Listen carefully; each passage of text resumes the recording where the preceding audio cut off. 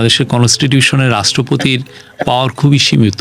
মানে রাষ্ট্রপতির উপর কিছু চাপিয়ে দেওয়াটাও কোন নিয়মের মধ্যে পড়ে? আপনি যা করা হয়েছে আমি এটুক বলতে পারি নিয়মের মধ্যে করা হয়েছে, নিয়মের ব্যত্যয় হয়নি। এইটাও কি রাষ্ট্রপতির উপর এক ধরনের সিদ্ধান্ত চাপিয়ে দেওয়ার চেষ্টা হয়েছিল কিনা? আমি তো বললাম যা করা হয়েছে নিয়ম মেনে করা হয়েছে। তিনি এক জায়গায় বলেছেন যে তাকে অনেকবার উপড়ে ফেলার চেষ্টা করা হয়েছে, তার উপর জরুরি অবস্থা জারির একটা চাপ ছিল, দেশি বিদেশি অনেক সার্কিট তাকে নানান রকমভাবে জনশৃঙ্খলা বিঘ্নিত করার জন্য এমন একটা পরিস্থিতি তৈরি করার চেষ্টা করেছেন। এইটা কি সত্য? ওনার আরো এলাবোরেট করা উচিত ছিল। উনি তো এই জিনিসগুলো বলছেন, কোথায় কখন কিভাবে করলো, এগুলো উনি আরো এলাবোরেট করে বলতেন। আরেকটা অভিযোগ করেছেন তিনি যে প্রধান উপদেষ্টা 14 থেকে 15 বার বিদেশ গেছেন, কিন্তু কোনোবারই এসে রাষ্ট্রপতির সাথে দেখা করেননি। এটা উনি যেটা ফেয়ার মনে করেছেন সেটাই করেছেন। কিন্তু আমরা এইটা কি এক ধরনের রেওয়াজ থেকে, প্রথা থেকে বেরিয়ে যাওয়া, নাকি রাষ্ট্রপতি বলেছেন যে তিনি অপমানিত বোধ করেছেন এই ধরনের? উনি অপমানিত বোধ করলে এটা ওনার বিষয়। তাকে বিদেশও যেতে দেওয়া হয়নি একাধিকবার। তখন ওনারা যেটা দেখেছেন যে ওনার শারীরিক অবস্থা কি ঠিক আছে কিনা, উনি তো এখনো দেখছেন তো কোয়াইট ফিট আছেন। না, বিদেশে প্রোগ্রামেও যেতে দেওয়া হয়নি, শুধু চিকিৎসার জন্য না, একবার কসোভোতে এবং আরেকবার কাতারের আমিরে যা করা হয়েছে নিয়ম মেনেই করা হয়েছে। মানে রাষ্ট্রপতিকে যেতে না দেওয়ার কি কোনো রকম নিয়ম ছিল? আপনি সাধারণত এগুলো ক্ষেত্রে, যেহেতু বাংলাদেশের রাষ্ট্রপতি হচ্ছে একটা ফিগার হেড, আমি যেটা জানি, আমার এখানে জানায় শর্টকামিংস থাকতে পারে, তো আমার মনে হয় যে যা করা হয়েছে সব নিয়ম মেনেই করা হয়েছে। উনি এই অভিযোগও করেছেন, কাতারের আমিরের অনুষ্ঠানে যখন তার যাওয়ার কথা ছিল তখন তার সাথে কথা না বলে একটি চিঠি পাঠিয়ে দেওয়া হয়েছে তার কাছে, যেখানে লেখা যে তিনি যেতে পারবেন না, শুধু সই করতে বলা হয়েছে। এইটাও কি রাষ্ট্রপতির উপর এক ধরনের সিদ্ধান্ত চাপিয়ে দেওয়ার চেষ্টা হয়েছিল কিনা? আমি তো বললাম যা করা হয়েছে নিয়ম মেনে করা হয়েছে। মানে রাষ্ট্রপতির উপর কিছু চাপিয়ে দেওয়াটাও কোন নিয়মের মধ্যে পড়ে? আপনি যা করা হয়েছে আমি এটুক বলতে পারি নিয়মের মধ্যে করা হয়েছে, নিয়মের ব্যত্যয় হয়নি। রাষ্ট্রপতি মোহাম্মদ শাহাবুদ্দিন সরাসরি অভিযোগ করেছেন প্রধান উপদেষ্টা সংবিধান মানেননি অনেক ক্ষেত্রেই। এই অভিযোগটি তিনি কেন করলেন? আমি এটা জানি না উনি কেন করলেন, বাট আমি এখনো বলছি যে উনি যা করেছেন সব সংবিধান মেনেই করেছেন। কারণ কি রাষ্ট্রপতির অভিযোগ মিথ্যা? আমি জানি না উনি কোন পরিপ্রেক্ষিতে বলেছেন, বাট আমি এটুক বলতে পারি উনি যা করেছেন সংবিধানকে মেনে করেছেন। এই প্রশ্ন তাহলে বারবার কেন বলতে হলো? আপনিও একাধিকবার বলেছেন যে গণ অভ্যুত্থান তো সংবিধান মেনে হয়নি, সুতরাং সবকিছু সংবিধান দিয়ে তো বিবেচনা করলে হবে না। না, গণ অভ্যুত্থানটা সংবিধান মেনে, কোনো গণ অভ্যুত্থানই সংবিধান মেনে হয় না। এটা তো গণ অভ্যুত্থান তার একটা আপরাইজিং, তারা নিজের চরিত্র। হ্যাঁ, কিন্তু তারপরে যখন গভর্নমেন্টগুলো ফর্ম করে ওটা তো তখন অ্যাকর্ডিং টু দ্য কনস্টিটিউশন। যদি না আপনি বলেন যে না আমি কনস্টিটিউশনটাই মানি না, এটা আমি ছিঁড়ে ফেললাম। কিন্তু এর বাইরে যে অভিযোগগুলো, যে বিদেশে যেতে না দেওয়া, চিকিৎসার জন্য, আমি তো বললাম এটা বাংলাদেশের বাংলাদেশের কনস্টিটিউশনের রাষ্ট্রপতির পাওয়ার খুবই সীমিত। হ্যাঁ, সে সীমিত পাওয়ারের উপরে যেটুক নিয়ম সেটুকুই রাখা হয়েছে। বাংলাদেশের রাষ্ট্রপতি তো খুব পাওয়ারফুল না। আগে আপনার মনে আছে যে রাষ্ট্রপতি বোধহয় জাস্টিস শাহাবুদ্দিনের কথা যখন যে অ্যামেন্ডমেন্টগুলো হলো, তখন যে একটা রাষ্ট্রপতির আসলে শুধুমাত্র কবরস্থানে যে দোয়া পড়া ছাড়া তার আসলে কোনো কাজ নেই, পাওয়ার নেই।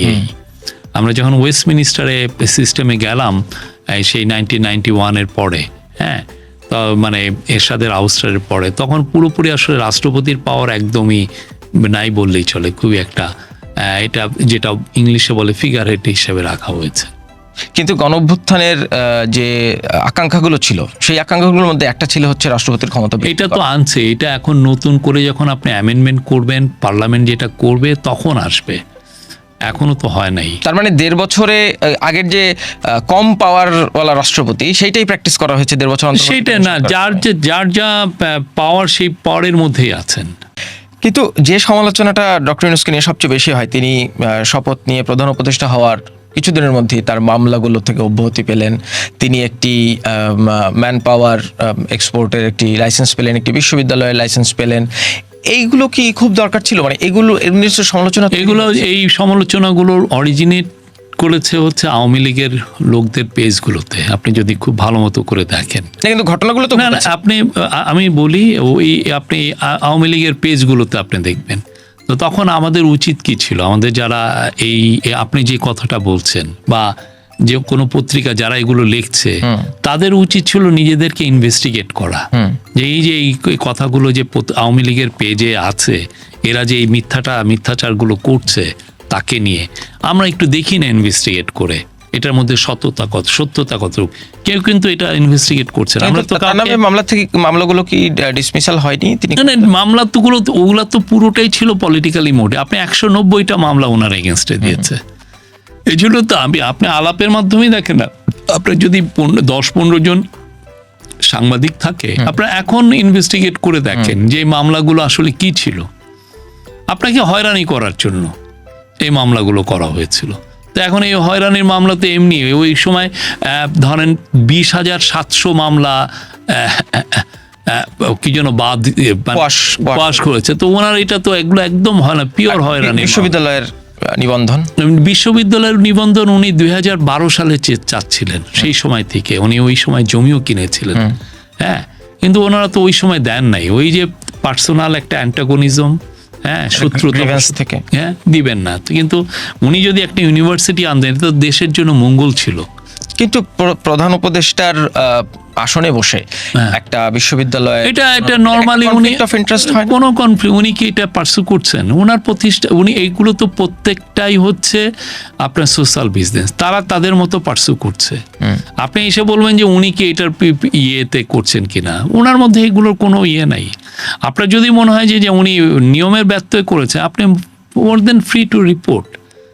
আপনি যে দেখেন ওনাকে উনি যেমন ম্যান পাওয়ারের লাইসেন্স সেই সময় 2009 না 10 সালে ওনাকে সৌদি, বড় পয়েন্ট হচ্ছে নৈতিকই তো, এটা অনৈতিক কি হলো? এটা তো জনগণের উপকারার্থে এটা করা হচ্ছে। এবং এইখানে কোনো ধরনের কোনো এমন না যে আমি নিয়মটাকে বাদ দিয়ে আমি করছি। তো এখন উনি কি তাহলে সব কিছু ফেলে দিয়ে এটা করবেন না? ওনার প্রতিষ্ঠানগুলো এটা করবে না? নিয়ম কানুনের ব্যত্যয় হয়নি, যারা সমালোচনা করেন তারা এটা করেন বিকজ তারা আসনে বসে একটি বিশ্ববিদ্যালয়ের নিবন্ধন নেওয়া, এটি এক ধরনের কনফ্লিক্ট অফ ইন্টারেস্ট। কারণ আপনি রাষ্ট্রের সর্বোচ্চ প্রধান নির্বাহী, এটা গ্রামীণ ইউনিভার্সিটি, এটা অ্যাপ্লিকেশন করেছিল। এখন যেহেতু এই 10-12টা বছর তাকে অ্যাপ্লিকেশনটা দেয় নাই, এখন অথরিটি আবার ওটা ইনভেস্টিগেট করে তারা তাকে দিয়ে দিয়েছে। সেটা ডক্টর ইউনূস প্রধান উপদেষ্টা হয়েছেন বলে, প্রধান উপদেষ্টা হয়েছেন বলে এটা যদি বিএনপি আসতো তারাও দিত, যে কেউ আসতো তারা, কারণ তার প্রতি তো অন্যায় করা হয়েছে। আপনি এই 12টা বছরের অন্যায়টাকে আপনি দেখছেন না?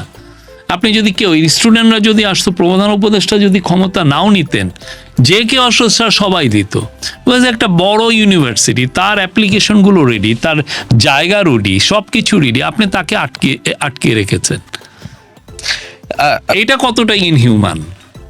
কিন্তু আইনের ব্যত্যয় তিনি ঘটাননি। আমি এখানে দুইটা রিলেভেন্ট না, কিন্তু আমি ডক্টর আলী রিয়াজের একটা লাইন একটু বলতে চাই। এই সংবিধান সংস্কার পরিষদ নিয়ে তিনি বলছিলেন যে এটাকে শুধুমাত্র আইনি বিবেচনায় নিলে হবে না, এটাকে নৈতিক বিবেচনায় নিতে হবে।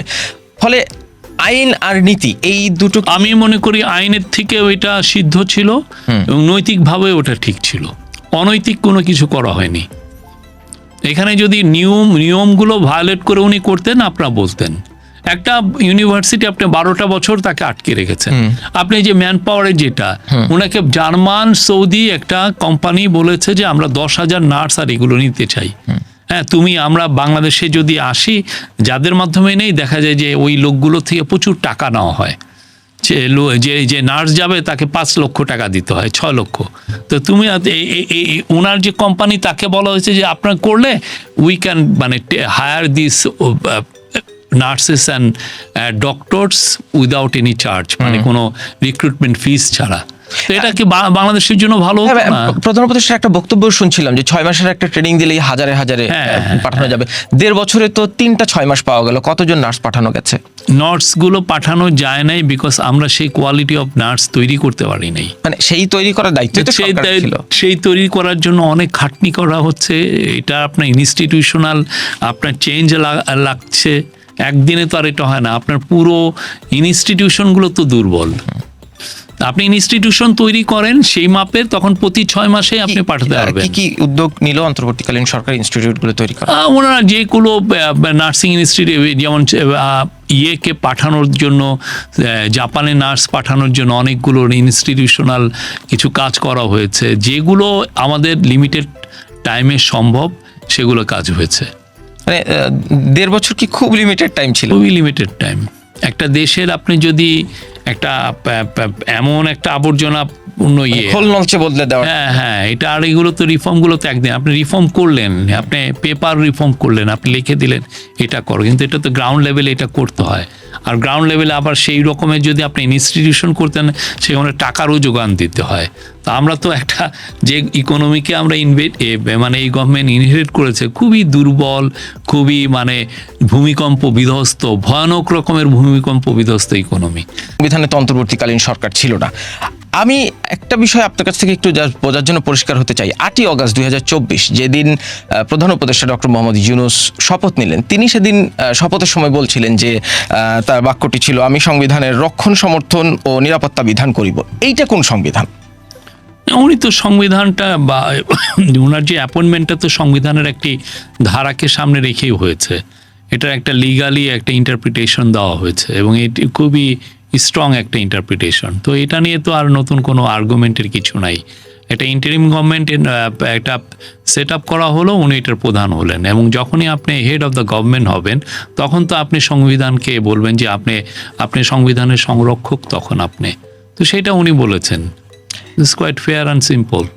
তারপরে কি এই 1.5 বছরের সকল কিছু সংবিধান মেনে হচ্ছে? অবশ্যই, এভরিথিং।